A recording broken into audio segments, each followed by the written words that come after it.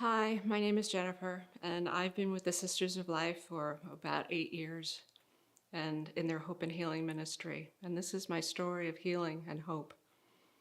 I was raised Catholic, but I really didn't know my faith, and my father taught me how to pray the Hail Mary and to cross myself whenever I was bad or grouchy, but I didn't know my faith. And I stopped going to church with my dad probably shortly after my confirmation.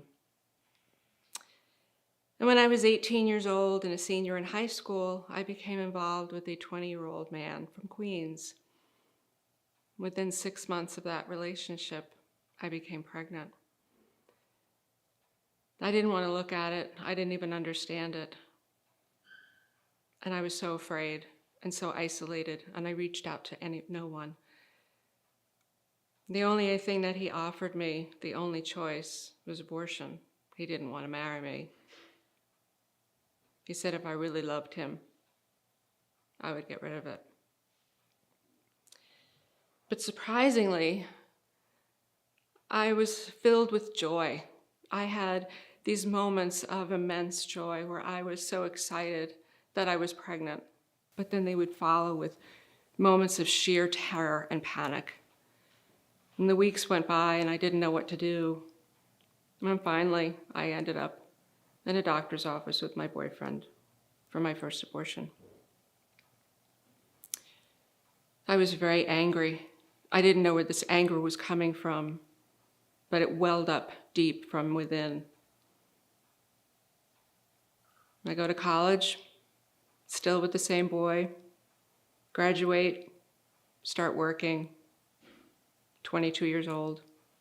I get pregnant again. But this time it'll be different. We're both working. No, I'm not ready to be a father yet. I'm not ready to be married to you yet. I don't remember a lot about that second abortion. I, again, didn't reach out to anyone. I was in deep, dark despair, isolated, didn't talk to anyone. No one knew about that second one. We eventually got married. A few years later, he promised me we would have children, but we didn't. And 4 years into that marriage, we never talked about those 2 children. And I was angry. I was angry at myself. And I would clench my fists and I would defend a woman's right to choose because I had to. But in my heart, that's not what I felt. So after those years of marriage, I hated him, I hated myself. I pushed him out of my life. I divorced him. And then I met a very wonderful Catholic young man. I fell deeply in love with him. But I couldn't remember if I'd ever told him about my abortions. And after 10 years of being together, we were married in an Episcopalian service, neither one of us knowing what our Catholic faith was or how that it would even look in this relationship. But I remember the day we were getting our marriage license. I looked at him and I loved him so much and I thought, did I tell him? Does he know? I'm entering into a marriage with a man I've been with for 10 years and I've been putting this out of my life for so long that I can't remember. But I love him. I'm going to lose him. He won't want me. So I decide then and there, I'm going to my grave with this sin, with this secret. No one will ever know about it. Well, a few years into our marriage, my husband starts feeling this intense draw back to the faith, back to church, back to God. And I see this amazing change in him. And the bulletins are piling up in the living room, and he's been going to church during the week. And after a few weeks, he invites me into this special invitation of coming back to church. I don't know what that is or what it means, but he said, well, it means we need to have our marriage recognized by the church. That means we need to go to confession. I hadn't been to confession. I avoided the church. And he handed me a pamphlet, how to make a good confession. He was so excited about this. He was so changed. But where do I fit in? Am I forgiven? Can I go back into the church? I didn't know. And he said, oh, and this priest I've been talking to says we need to pray the rosary. I'd never prayed the rosary in my life. So he shows me how to do it on my iPhone. So for 4 days, I pray the rosary. And on the 4th day, I just say, what? Now what? And I hear it. Confess. But I still don't know where I fit in. So I run home. I'm making dinner. Right before dinner, I start crying. I'm on the floor and I'm crying to my husband, and I said, I've done something terrible. It can't be. I'm not forgiven. You won't be able to come back into the church because of me, something that I did 29 years ago. I had an abortion. I didn't know what I was doing. And he looks at me and he takes me by the shoulders and he says, oh my gosh, of course you can be forgiven. That's what Jesus did for us. This is what you've been holding on to all these years. And he smiled and he held me and he said, but we have to get you to a priest. You need to go to confession. So the next day, I wake up, I call the rectory. He's been talking to this priest. They tell me, come on down. And I get in that car. And it's the hardest thing I have to do. How can I tell a priest what I've done when I can't even formulate it into words myself? I don't know what I've done. It was so long ago, I can't even remember how. All I know is that I was terrified.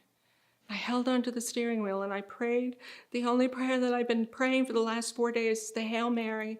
Hail Mary, full of grace. Hail Mary, full of grace. And I hear that voice. You don't have to do this. It's too hard. Go home. What about the second one? Are you going to tell him about that one? I finally make it to the rectory.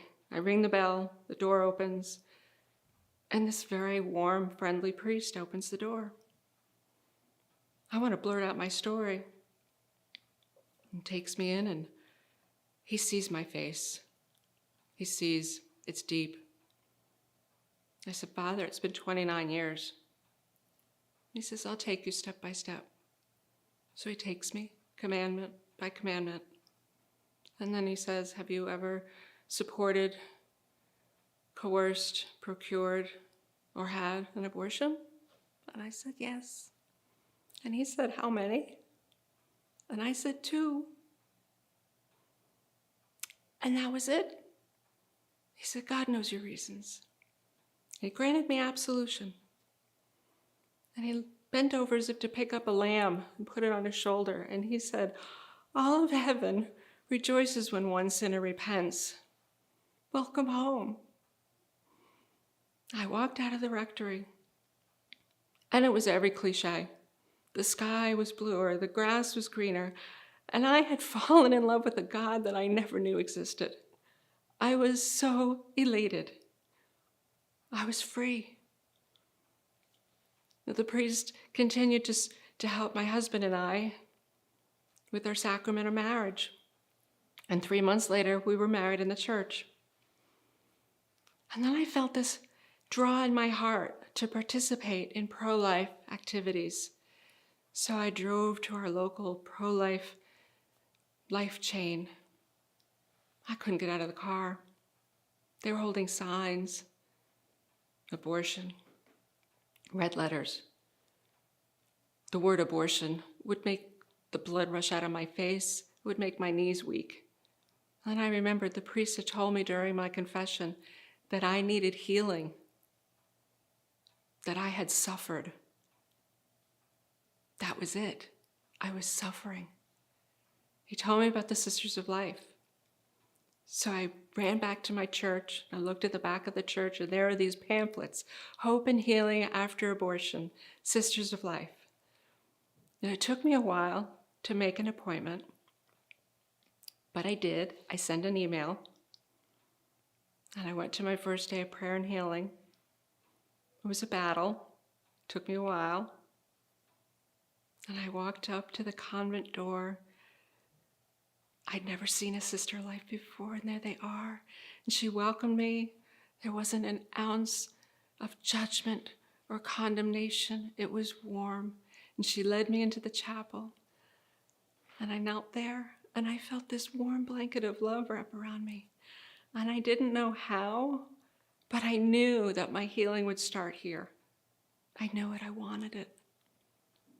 And the sisters progressed through that day, and they used words like mercy and forgiveness and trust and courageous. They told me I was a mother. I don't have any living children, but that my 2 aborted children, they were children, and they're in heaven with our Blessed Mother, and they love me, and they want me to be with them. I'd never heard that before. It all made sense. That's what I'd been feeling all those years. Alone and isolated, I was suffering, I was grieving. The sisters allowed me to reclaim my motherhood. Through the mercy of Jesus, through their ministry, they transformed my 2 abortions from procedures of death to a gift of motherhood. Transformed me, the mercy of Jesus, from a woman full of fear and resentment and regret and shame to a woman who now stands before you with joy and hope and love, and a hope that a future is so much more brighter. And I know now who I am through their ministry. I am a beloved daughter of God. I'm his beloved, and I love him.